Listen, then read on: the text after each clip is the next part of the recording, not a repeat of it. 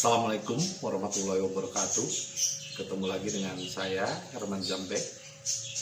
Kali ini saya akan bahas tentang syahadat dulu barulah sholat. Syahadat dulu barulah sholat. Tapi sebelumnya seperti biasa, yuk mari kita ngopi, ngobrol perihal iman, ngobrol perihal Islam.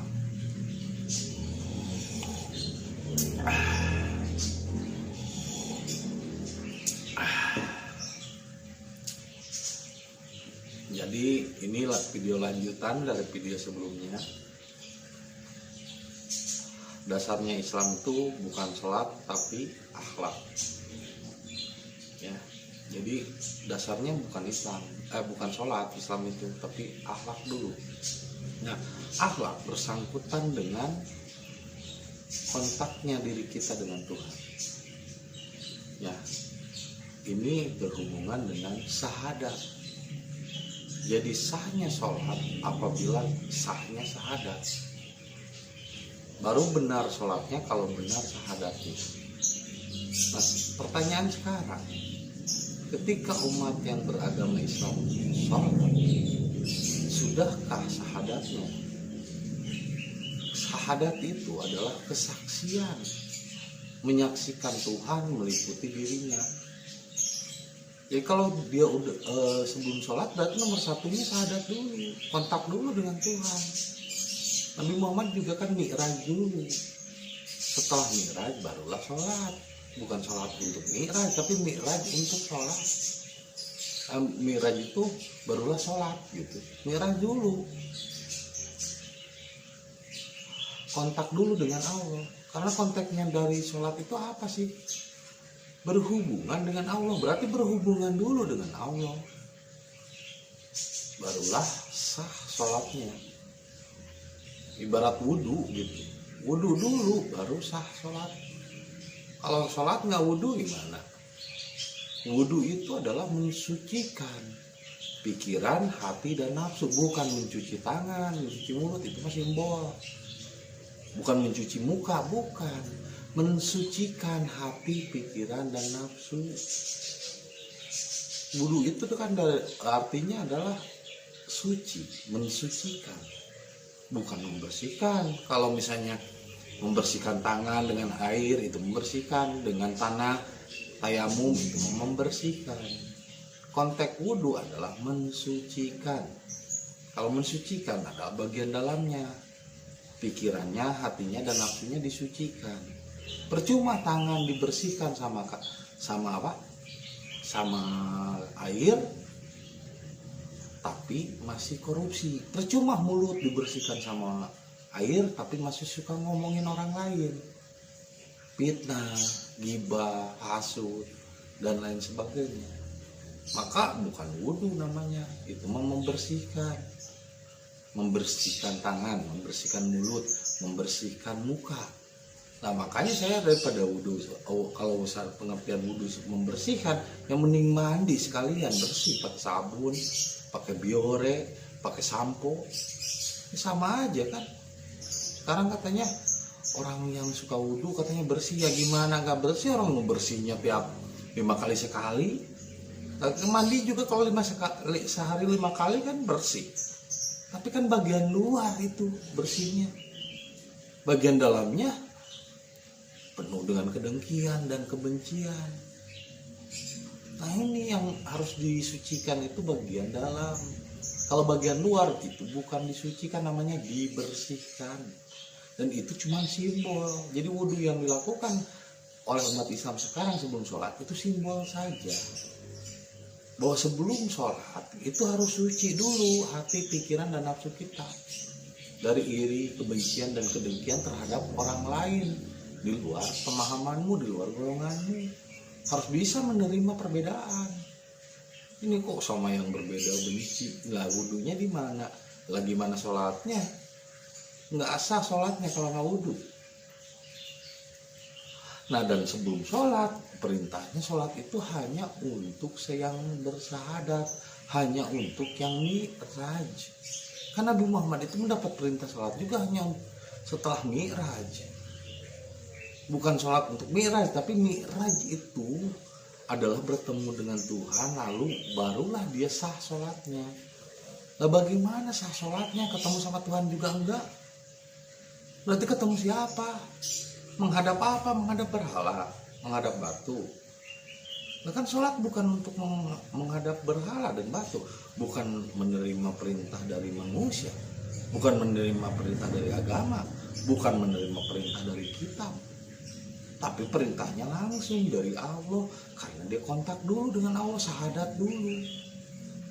Jadi tidak sah sholatnya kalau tidak syahadat. Ya syahadat itu kesaksian, menyaksikan Allah meliputi dirinya. Nah dalam kejiwaan ini disebutnya dibuka atau al-fatihah. Dibuka dulu jiwanya, barulah dia menerima sholat. Nah sholat yang dimaksud setelah dibuka jiwanya adalah latihan kejiwaan. Jadi ya sholatnya itu latihan kejiwaan. Kalau melakukan tradisi-tradisi Quraisy seperti yang dilakukan agama, nah itu mau perintah agama, bukan perintah Allah. Makanya kalau udah syahadat, udah dibuka jiwanya, udah menyaksikan tuntunan Tuhan meliputi dirinya, kita hanya menerima dan mengikuti, receive and follow, maka kita akan tahu sholat yang dimaksud itu apa. Sholat yang dimaksud itu adalah latihan kejiwaan. Jadi kalau Anda sudah menerima, sudah dibuka latihan kejiwaan, itulah sholat. Masih melakukan tradisi Quraisy yang 5 waktu itu, nah itu mah kebangetan.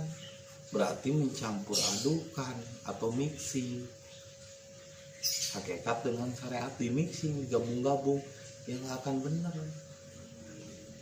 Ya, hasilnya juga kita masih tetap akan gelisah, merasa gak tenang. Karena apa? Ya berarti ragu. Kalau yakin, ya totalitas. Udhu ila sabili robika bil hikmah, sampaikan dengan cara hikmah, dengan memakai ilmu, dengan bijaksana. Terus udhulu bisilmika apa? Masuklah dalam Islam itu secara keseluruhan, masuklah dalam penyerahan diri itu secara totalitas. Kalau latihan ya udah latihan kejiwaan aja, nggak usah pakai campur aduk dengan tradisi-tradisi Quraisy. Yang dilakukan 5 waktu dalam tradisi Quraisy itu bukan sholat, itu namanya ritual. Ya, paham ya? Itu ritual Quraisy. Dan juga masih menghadap berhala batu. Nah, Tuhan kok bukan berhala kok. Rumah Tuhan, ya tubuh kita juga rumah Tuhan. Tumbuhan juga rumah Tuhan. Bumi juga rumah Tuhan. Segala apa yang diciptakan, yang masih terlihat dalam bentuk, semuanya rumah Tuhan. Alam semesta itu rumah Tuhan. Semua alam juga masjid, tempat sujud. Dimanapun menghadap, itulah kamu sujud. Sujud itu juga bukan jidat ditempelin di lantai, bukan. Pikiran kita nggak boleh ngeres, nggak boleh berpendapat orang lain punya pendapat beda dianggap menghina. Nah, orang punya pendapat beda belum tentu bukan berarti menghina. Ya cuman kasihan aja. Loh, orang belum syahadat, orang belum dibuka jiwanya, orang belum menyaksikan kehadiran Tuhan dalam dirinya, sholat. Sholatnya kemana?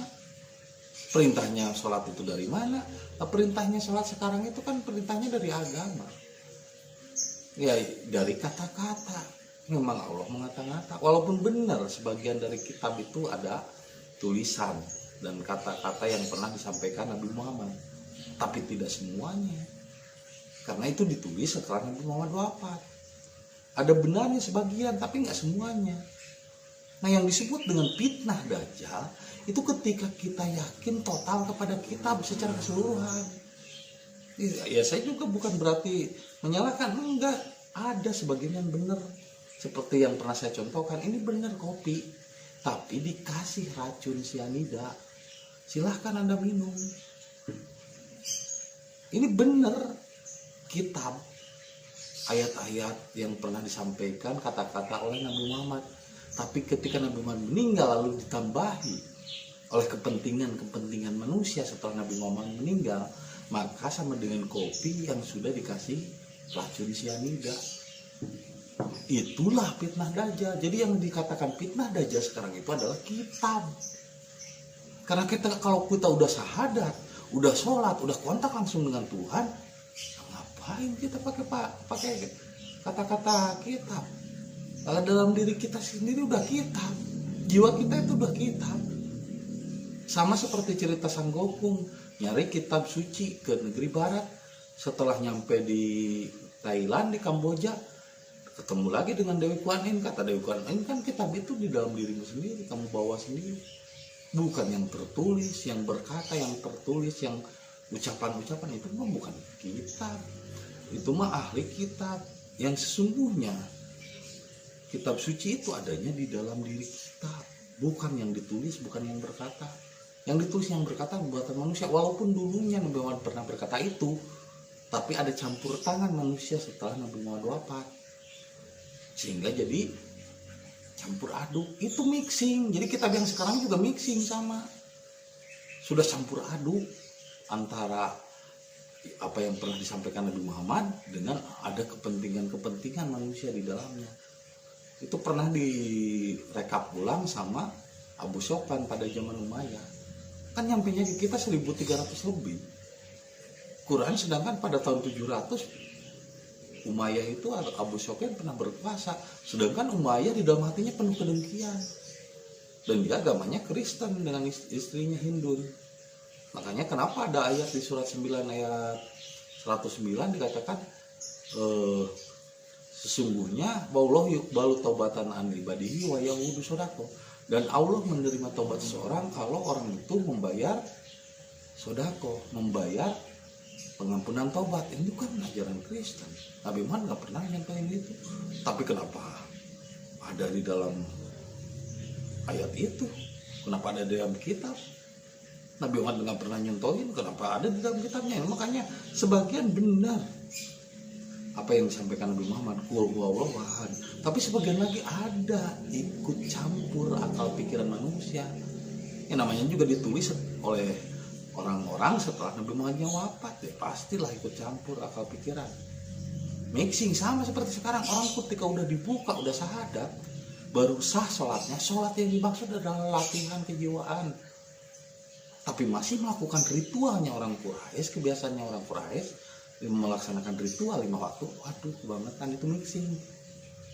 Jadi kitab itulah fitnah dajjal. Jadi fitnah dajjal itu kitab dan mixing.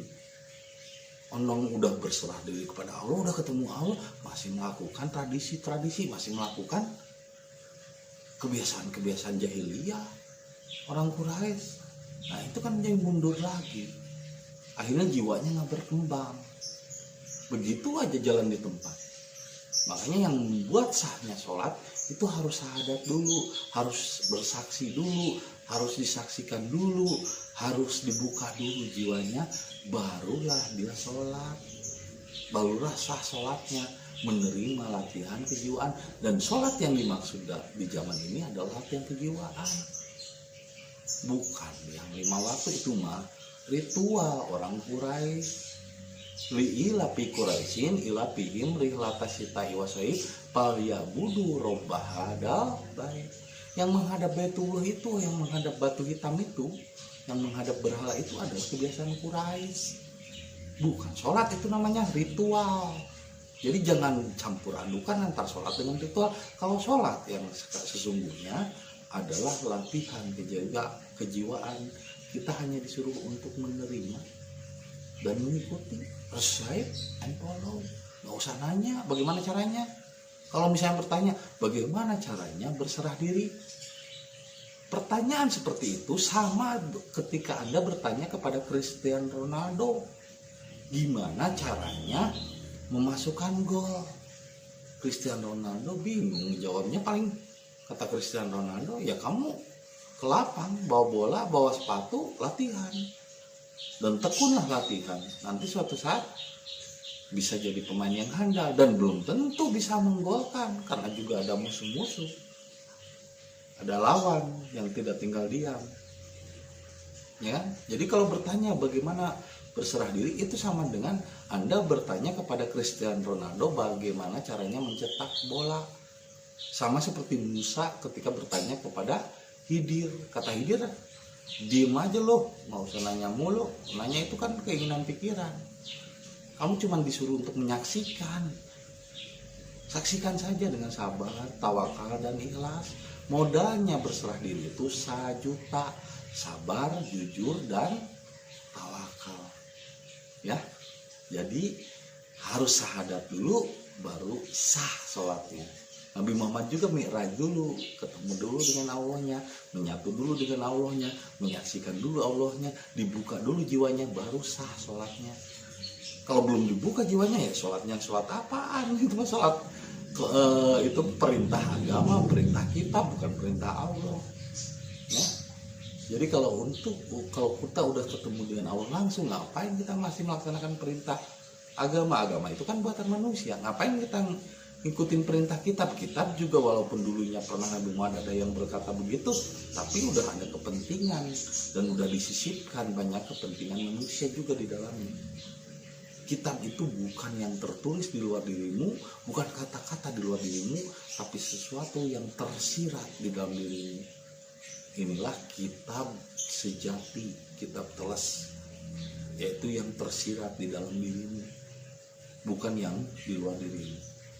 Itu saja yang bisa saya sampaikan hari ini. Semoga bermanfaat dan menjadi inspirasi bagi kita semua. Kopi ketika otak perlu inspirasi.